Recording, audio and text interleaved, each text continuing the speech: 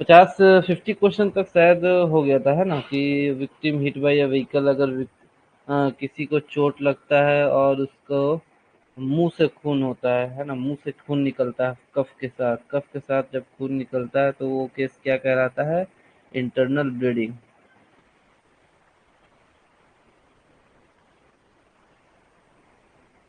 चलिए अगला क्वेश्चन है, the number of person appointed in the committee to represent interest of minor. ठीक है, जो कमिटी में जो कितने नंबर ऑफ पर्सन रहते हैं जो माइनर के इंटरेस्ट में, मतलब माइनर की तरफ से अपनी बात रखते हैं, जैसे यूनियन, है ना। कौन रखता है हमारे, अगर इधर से देखा जाए तो यूनियन क्या होता है, एक हम रिप्रेजेंटेटिव भेजते हैं यूनियन लीडर के रूप में, है ना। तो यूनियन लीडर क्या रखता है, हमारा पक्ष रखता है, जो हमारे माइनर्स हैं, जो वर्कर्स हैं, वर्कर्स का जो पक्ष रखेगा उसको वो कितने नंबर ऑफ पर्सन उसमें होने चाहिए, ये आपका क्वेश्चन है। ठीक है, तो कमिटी में कितने नंबर ऑफ पर्सन यूनियन की तरफ से होने चाहिए, सॉरी माइनर की तरफ से रहना चाहिए, 2। ठीक है, question number 52, workman inspectors have to undergo an orientation training course of not less than dash lectures and demonstrations, है ना। वो जो डब्ल्यू आई हम सेलेक्ट करते हैं, जो डब्ल्यू आई सिलेक्शन होता है वो कितना नंबर ऑफ पर्सन उसमें जाता है। एक मिनट, यही एक मिनट कहाँ तक हो गया था, क्लियर नहीं हो पा रहा है। यही अपन कर रहे थे ना, sorry sorry sorry sorry, blaster से नोट, हाँ ठीक है। वर्कमैन इंस्पेक्टर को जो हम नॉमिनेट होता है, जो वर्कमैन इंस्पेक्टर, उसको जो ट्रेनिंग के लिए भेजा जाता है, ओरिएंटेशन ट्रेनिंग के लिए, उसमें कम से कम कितने लेक्चर होने चाहिए और डिमॉन्स्ट्रेशन होने चाहिए हर घंटे का, कितने कितने दिन का होना चाहिए, मतलब कितना लेक्चर होना चाहिए, और एक लेक्चर कितने घंटे का होना चाहिए, ये पूछ रहा है ना डब्ल्यू आई का। तो डब्ल्यू आई का देखिए 30 दिन का आपका 30 लेक्चर होगा, और हर एक लेक्चर कम से कम 2 घंटे का होगा। ठीक है, तो टोटल 30 लेक्चर का वो ट्रेनिंग देगा, और हर एक लेक्चर कम से कम 2 घंटे का होगा। क्वेश्चन नंबर 53 देखिए, the annual return inspect of mine shall be submitted on और बिफोर। ठीक है, एनुअल रिपोर्ट कब भरा जाता है, तो 20 फरवरी ऑफ एवरी ईयर, ये तो चलो, है ना, एक तो क्वेश्चन है ही कि एनुअल रिपोर्ट कब भरा जाता है, हर साल के 20 फरवरी को। As per personal risk assessment procedure advice through DGMS circular 2 of 2014, points to be look for in fires and explosive area are. ठीक है, क्वेश्चन है, रिस्क असेसमेंट प्रोसीजर जब हम करते हैं, हाँ, रिस्क असेसमेंट हमारा सिलेबस में जो है कि रिस्क असेसमेंट का जब आप प्रोसीजर करेंगे तो किस किस पॉइंट्स में आप ध्यान देंगे, फायर और एक्सप्लोसिव से रिलेटेड, है ना। फायर और एक्सप्लोसिव से क्या क्या पॉइंट्स आप रिस्क असेसमेंट में ध्यान देंगे। तो पहला क्या ऑप्शन है, ओपन फ्लेम्स को देखेंगे, कंबस्टिबल मटेरियल जो ज्वलनशील पदार्थ है जो जल सकते हैं उनको देखेंगे, और इलेक्ट्रिकल आर्किंग को देखेंगे, है ना। तो फायर और एक्सप्लोसिव में एक तो ये चलिए सही ऑप्शन है। दूसरा क्या है, द थंडर स्टॉर्म विच में कॉज्ड एक्सप्लोजन। आप थंडर स्टॉर्म को कैसे देख सकते हैं, है ना, जो आंधी तूफान जिसे बोलते हैं, तो थंडर स्टॉर्म जो जिससे कि एक्सप्लोजन हो सकता है, वो आप नहीं देख सकते, है ना, क्योंकि वो ओकेशनली आता है, हमेशा नहीं रहता है। ओके, तो क्वेश्चन नंबर 54 का बी ऑप्शन गलत हो गया। Incubation properties if it is a coal mine का इंक्यूबेशन प्रॉपर्टीज को रिस्क असेसमेंट में नहीं देखा जाता है। यहाँ इंक्यूबेशन पीरियड देखेंगे तो कब आग लगा, उससे वो सिर्फ और सिर्फ क्या है, आपका पैनल सिस्टम बनाने में काम आता है इंक्यूबेशन पीरियड, है ना। तो पैनल सिस्टम, जो पैनल का साइज रहेगा वो सब बनाने में आपका इंक्यूबेशन पीरियड टाइम रहता है। ठीक है, तो ये होगा क्वेश्चन नंबर ए, 54 का आंसर है ए।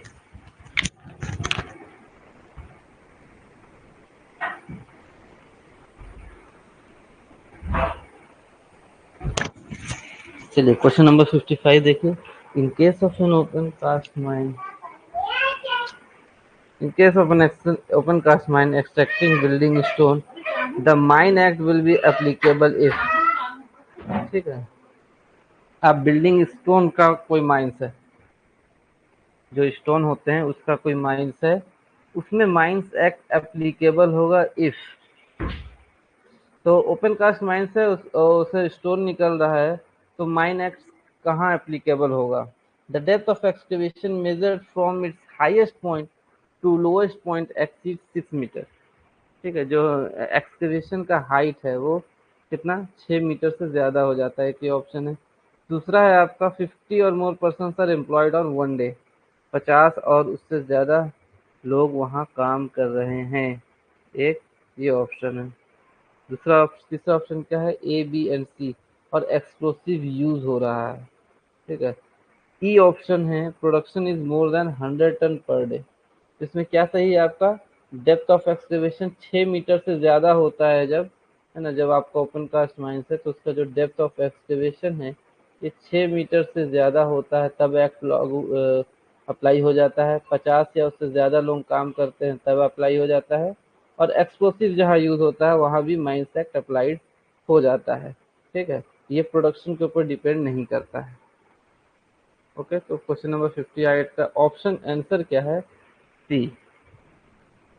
56 देखिए, choose the correct option, the mines rescue rule 1985 shall apply to.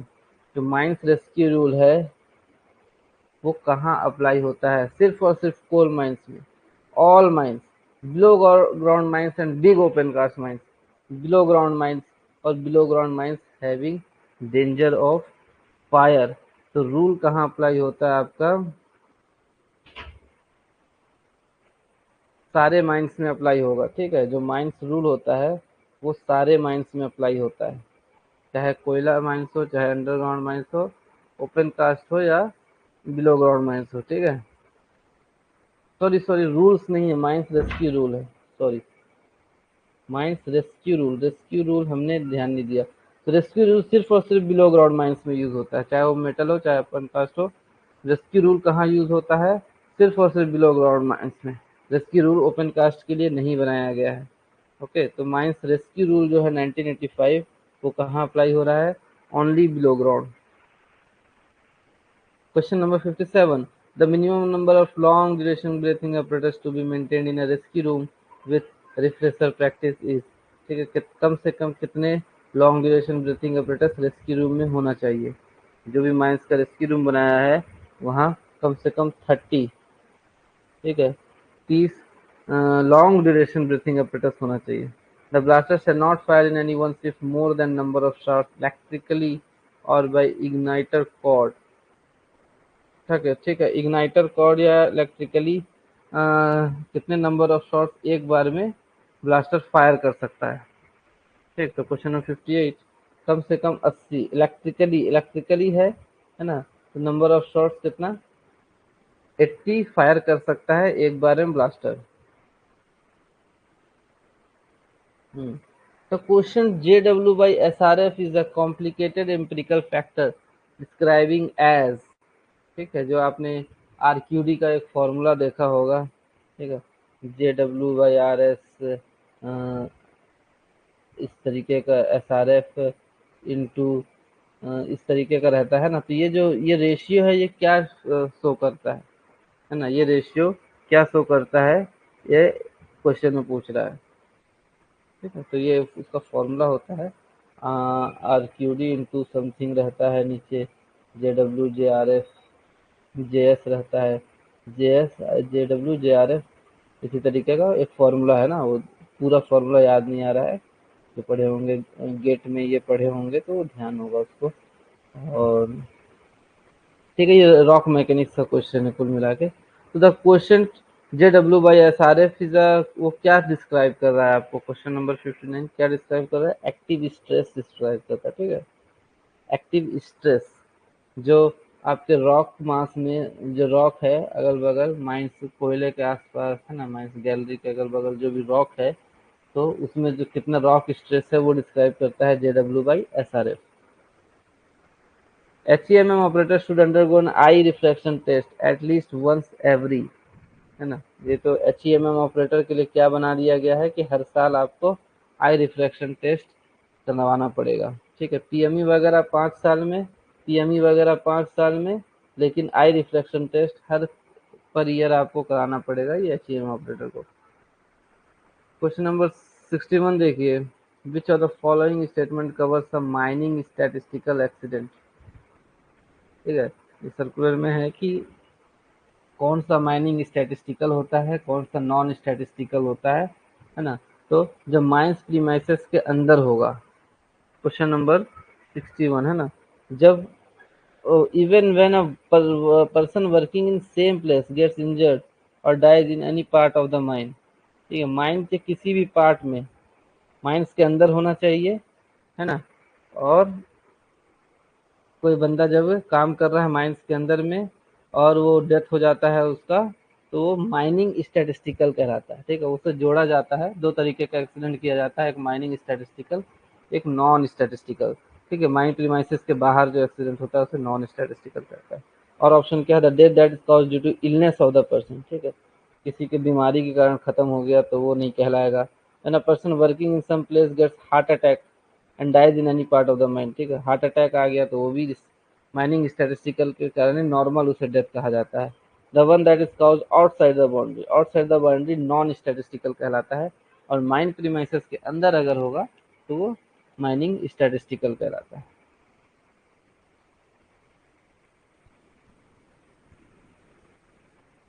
ठीक है, तो इसका राइट आंसर क्या है, बी। क्वेश्चन नंबर 62 देखिए, what shall be the minimum elimination level required to be provided at area that drill hole exist in an open cast mine. ठीक है, open cast mines है, वहाँ ड्रिल होल एग्जिस्ट है, sleeping hole को छोड़ा गया है, तो वहाँ आपका मिनिमम एलिमिनेशन क्या होगा। ठीक है, तो क्योंकि क्या है, जमीन में है। ठीक है, जमीन में आपका वो है, आपका लाइटिंग सिस्टम कैसा होता है, ये मान लीजिए यहाँ आपका पोल लगा है और ये आपका ग्राउंड लेवल पे ये क्या है आपका,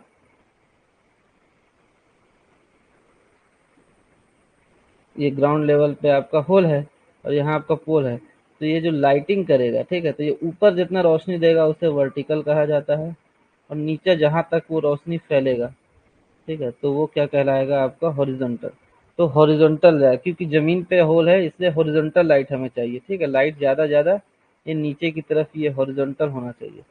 तो ये 15 हॉरिजॉन्टल इसका आंसर है। ठीक है, 62 का आंसर क्या है, 15 हॉरिजॉन्टल जमीन में दिखना चाहिए। वर्टिकल ऊपर देख के हमें कोई फायदा नहीं है यहाँ, क्योंकि होल कहाँ है, जमीन में है। ठीक है, रेजिस्टिंग होल वाले जगह पे राइट आंसर है 15 horizontal. Where in any place in a mine inflammable gas is detected. Mines में कहीं भी इनफ्लेमेबल गैस डिटेक्ट होता है। ठीक है, तो take steps to remove gas, take the place shall be fenced off, all persons shall be withdrawn from the place, improve the ventilation। ठीक है, सारे ऑप्शन सही है। सबसे पहले तो जितने भी बंदे वहां से हटाओ, है ना, उसके बाद उस जगह को फेंसिंग कर दो, उसके बाद कोशिश करो कि वहां का रिमूव करने का, और इम्प्रूव कैसे आप रिमूव करोगे, वेंटिलेशन को इम्प्रूव करके, है ना। तो इसका राइट आंसर क्या है, all of this points.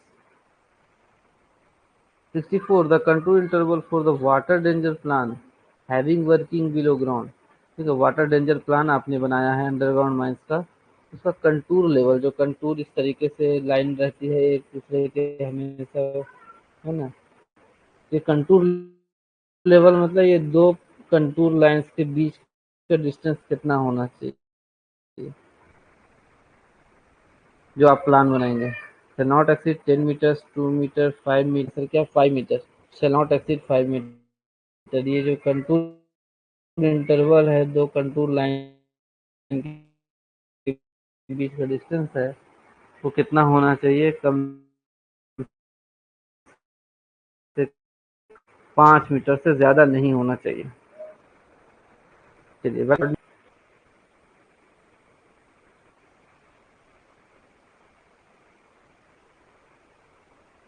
Daily veg, daily veg आप जब कैलकुलेट करें किसी पर्सन का, तो वो क्या होना चाहिए, क्वेश्चन नंबर 65 का, 1/26 मीटर ऑफ मंथली अर्निंग। ठीक है, 26 दिन का जोड़ा जाता है, 4 दिन रेस्ट हो जाता है ना, तो 26 दिन के लिए जोड़ा जाता है। ठीक, तो 1/26 मीटर नहीं, सॉरी, 1/26 जो भी उसका एक दिन का सैलरी रहेगा, ऑफ मंथली अर्निंग, ठीक है भाई, वो कर देंगे, है ना। तो ये आपका 26 दिन का, एक महीने में कितने दिन का पेमेंट होता है, 26 दिन का पेमेंट होता है अर्निंग, सॉरी, डेली वेज निकल जाएगा उसका, पर डे वो कितना कमा रहा है।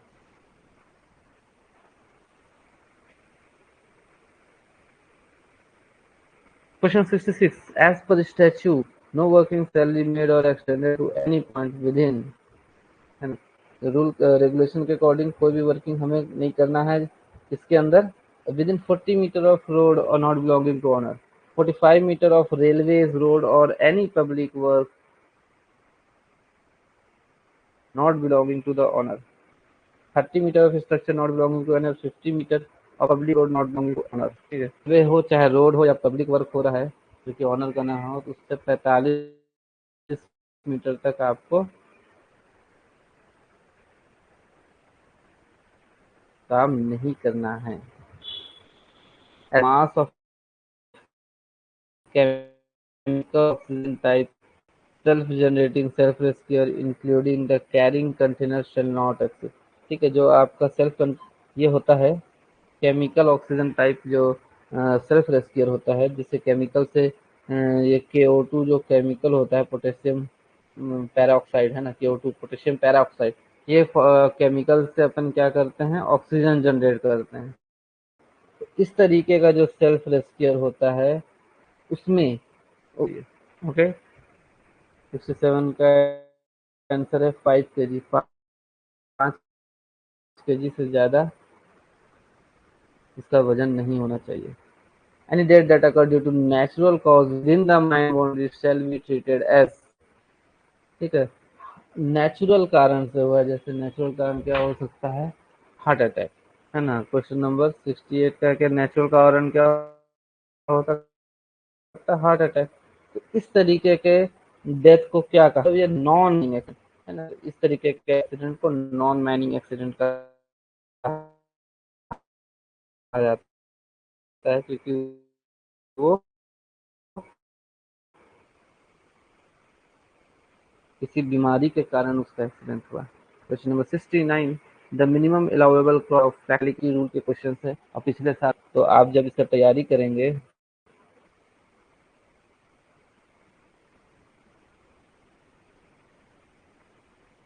तो आपको इलेक्ट्रिसिटी रूल में इस तरीके के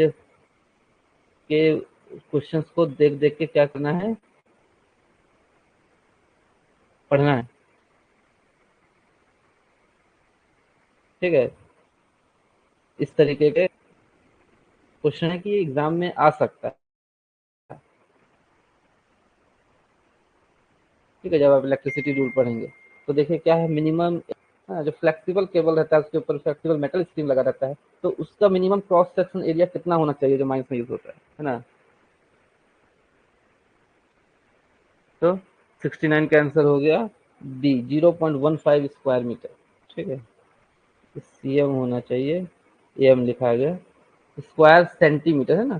केबल तो ऐसा छोटा सा रहता है, तो इसका ये जो क्रॉस सेक्शन एरिया, ठीक, सिलेंड्रिकल बनेगा, है ना। तो इसका जो क्रॉस सेक्शन एरिया आप निकालेंगे तो वो कम से कम क्या होना चाहिए, 0.15 स्क्वायर सेंटीमीटर होना चाहिए। Okay. As per GS guidelines, permissible peak particle velocity at the domestic house not belonging to the owner of the mine with frequency greater than 25 Hz is dash millimetre, ठीक है। पिछले paper में भी ये चीज question आया था, हमने वो चार्ट भी दिखाया था कि अगर 85 हर्ट्ज हो और नॉट बिलोंगिंग टू ऑनर हो और डोमेस्टिक हाउस है, ठीक है, डोमेस्टिक हाउस है और नॉट बिलोंगिंग टू ऑनर है और 85 हर्ट्ज है, तो पेपर में जो हमने डिस्कस किया था वो इंडस्ट्रियल बिल्डिंग था, तो उस केस में 25 हर्ट्ज था। लेकिन क्योंकि डोमेस्टिक हाउसेस है तो यहाँ क्या हो जाएगा, आपका आंसर 15 हर्ट्ज। बार बार ये चार्ट बार बार दिखा चुके हैं कि क्या होगा। Okay, question number 71, voltage limit shall not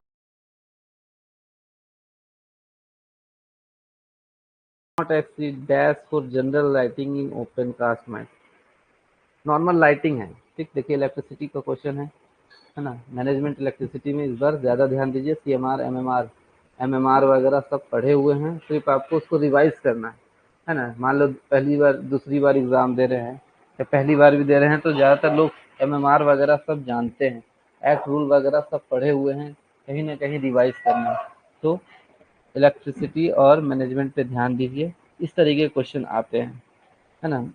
general lighting है जो आपका स्ट्रीट लाइट वगैरह जो होता है उसके लिए वोल्टेज कितने से ज़्यादा नहीं होना चाहिए।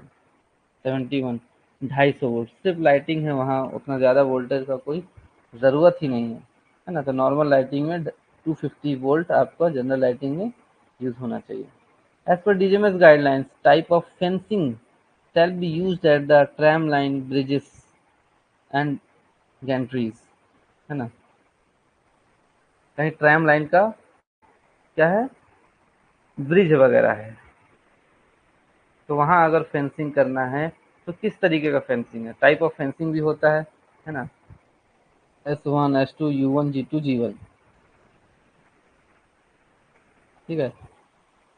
तो वो डिपेंड करता है, ये इसमें क्या होता है, ये डिपेंड करता है, ये जो आप कटीला तार लगाते हैं ये दोनों की दूरी कितनी होनी चाहिए, है ना।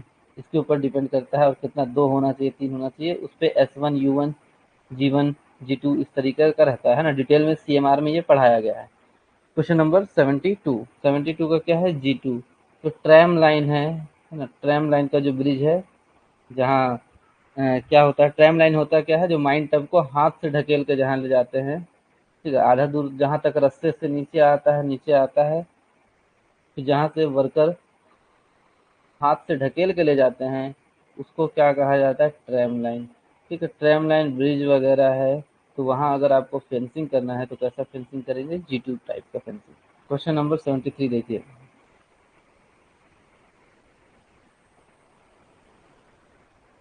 The minimum illumination to be provided in electrical substation electrical substation सब क्या है, बड़े बड़े जगह है, तो यहाँ क्या ज़्यादा आपको वो लाइटिंग की ज़रूरत है, ये दिमाग में रखिएगा ना। वर्कशॉप हो गया, इलेक्ट्रिकल सब स्टेशन हो गया, तो जो ज़्यादा वाला ऑप्शन है, ये पूरा चार्ट है ना, वो आपको दिया हुआ है, वो पूरा चार्ट आपको याद रखना है। इल्यूमिनेशन से क्वेश्चन बहुत आ रहे हैं। तो 100 हॉरिजॉन्टल, 50 वर्टिकल, ठीक है। आप इस तरीके का लाइटिंग लगाएंगे कि हॉरिजॉन्टल तो 100 तक जाएगा और ऊपर 50, है ना, 50 वर्टिकल, और ये जो हॉरिजॉन्टल वाला एरिया है ये 100, ठीक। ये इलेक्ट्रिकल सब स्टेशन का लाइटिंग का मिनिमम इल्यूमिनेशन है। The ladder way shall be provided with collar at an interval of 15 metre along the slope of the shaft और वेयर, है ना। जो लैडर, अगर मान लो शाफ्ट है वहाँ लैडर डाला जा रहा है, तो जो कॉलर में क्या है, हर 15 मीटर में क्या किया जाएगा, collar with provided with collar at interval of 15 metre along the slope of the shaft और व्हील, ठीक है। कॉलर प्रोवाइड किया जाएगा हर 15 मीटर में, ओके। हर 15 मीटर में क्या किया जाएगा, कॉलर प्रोवाइड किया जाएगा। अगर depth exceed 20 metre and inclination more than 30 degree, depth exceed 10 metre and inclination, ये बी ऑप्शन है, ठीक है। यहाँ से बी ऑप्शन है, यहाँ से बी ऑप्शन है। Depth exceed 10 metre and inclination more than 60 degree, और क्या ऑप्शन है, 30 मीटर से ज़्यादा डेप्थ हो जाए और इंक्लिनेशन 25 डिग्री हो जाए, 25 मीटर से ज़्यादा हो जाए, इंक्लिनेशन 45 डिग्री हो जाए। 75 का क्या है, इंक्लिनेशन आपको याद रखना है कि 60 डिग्री से ज़्यादा जब होता है। क्वेश्चन नंबर 74 का, सॉरी 30 डिग्री है, 30 डिग्री को याद रखना है, ठीक है, कि इंक्लिनेशन जब आपका 30 डिग्री से ज़्यादा हो जाता है सीढ़ी का, और डेप्थ क्या है, 20 मीटर से ज़्यादा है, ये जो 20 मीटर से ज़्यादा होता है, 30 डिग्री से ज़्यादा हो जाता है, तो आपको हर 15 मीटर में क्या करना है, कॉलर प्रोवाइड करना है, ठीक है। तो इसका राइट आंसर क्या है, बी। क्वेश्चन नंबर 75 देखिए क्या है। The shots to be fired are to be connected in, ठीक है। जो शॉट हम फायर करेंगे वो कैसा कनेक्टेड होना चाहिए, पैरेलल में, any of the above, none of the above, इधर ए और बी, और सीरीज। क्वेश्चन नंबर 75, है ना। तो आप फायरिंग अपने ज़रूरत के हिसाब से कर सकते हैं, पैरेलल में ज़्यादातर करते हैं, ठीक है, तो सीरीज में भी कर सकते हैं, पैरेलल में भी कर सकते हैं। मोस्टली हम पैरेलल में करते हैं ना, तो शॉर्ट को हम एनी ऑफ द एबव कर सकते हैं, पैरेलल भी कर सकते हैं, सीरीज भी कर सकते हैं, है ना। तो इसका राइट आंसर क्या हो जाएगा, एनी ऑफ द एबव। चलिए 6 बजे आपका नेक्स्ट क्लास है यहाँ से। अब थोड़ा जॉइनिंग में लेट हो गया, वापिस आने में ड्यूटी से, इससे टाइम आपका ठीक है। 75 क्वेश्चन हो गए, इसके आगे अपन नेक्स्ट क्लास में कंटिन्यू करेंगे। आपका 6 बजे से दूसरा क्लास भी है, तो नोटिफिकेशन तो नहीं आया है, सर वही नोट किया है। ठीक है, इसके आगे नेक्स्ट क्लास में कंटिन्यू करते हैं। गुड डे, मिलते हैं नेक्स्ट क्लास में।